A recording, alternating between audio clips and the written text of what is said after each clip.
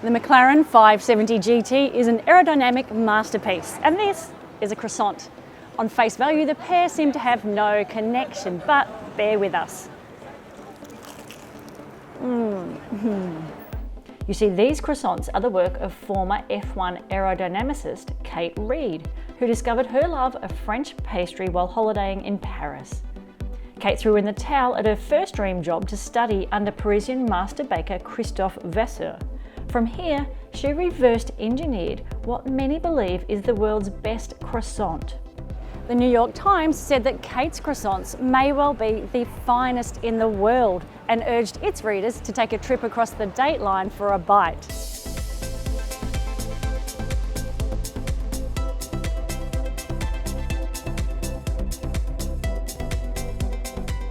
Kate, thank you so much for having us here. But pleasure. I've got to ask, how does a Formula One aerodynamic engineer end up as a world-class pastry chef? It's a bit of a jump, isn't it? It's actually, when you look back into the detail of it, it's not so much of a jump as you might expect. I still think that aerodynamics is one of the most beautiful sciences on the planet, and it still fascinates me a lot. But when I decided that I wanted to move to baking, I saw the technical difficulty in creating a good croissant. It's a 3-day process and involves so many different scientific variables. So of all of the baked goods, it really is an engineered product. Qualities that were important to me, like super light, very flaky, quite a savoury flavour, and very much the butter coming through. And thinking of all those finished qualities, I guess like with a Formula One car, if you're designing it for the Monaco track, it's a very twisty track, so you need a lot of aerodynamic elements on it to create a lot of downforce. So a croissant for Melbourne? Croissant for Melbourne. Traditionally, a lot of Melbourne's croissants are very heavy, as in the baked weight, and I wanted to replicate a Parisian croissant that appears to be the same size but is maybe half the weight. So it's really a legitimate thing that you could have for breakfast every day and feel very happy about. Thank you. Yes. That's all I needed to hear. Pleasure. You're welcome. We've got to admit, Kate's croissants are the best we've tasted. But with deliveries pending, it was time to hit the road in the most fitting way possible.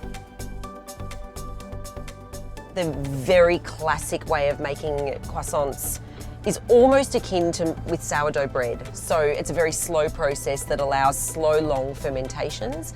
I mean, I could make a Lune croissant in one day, but it wouldn't nearly have the depth of flavour that my croissants currently do. There are some things that remain a secret, but we fast realised that time and patience are key.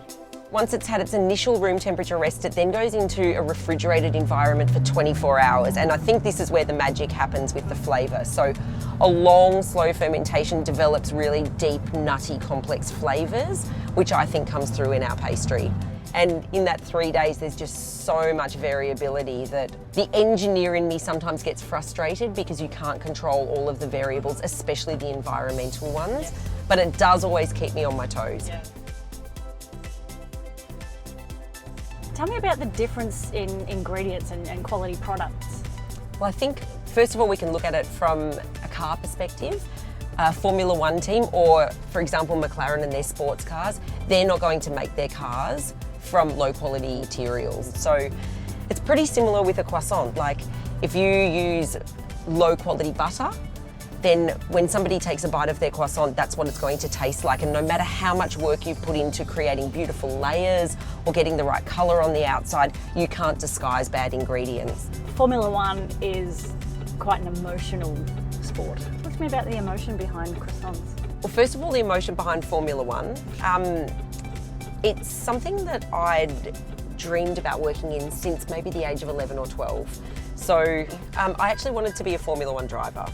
And when I was younger, I raced go-karts. So I was never going to be or have that competitive edge to be a Formula One driver. But I also loved the maths and sciences, and so I went to the RMIT Open Day and I spoke to them about wanting to design Formula One cars when I was 13 or 14. And they said you should study aerospace engineering because technology developed in the aerospace engineering world is very similar to that of Formula One, and that will fast track you. And that ended up happening. And at the ripe age of 14, Reid wrote herself a letter vowing to work as an F1 engineer by the age of 25, long before her love of pastry kicked into overdrive.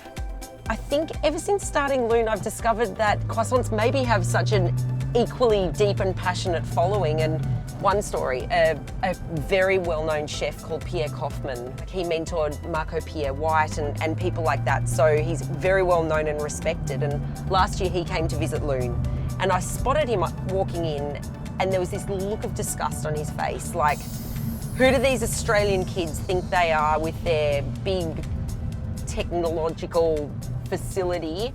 And I saw him sit down and a croissant be put in front of him, and he ate it, and he got up and walked around the big poured concrete bar, and he grabbed me by the shoulders and he gave me a kiss on each cheek, and he just said, "That was so flaky, so buttery, so soft, so perfect. You took me back to my childhood. Thank you, I didn't expect that would be the case."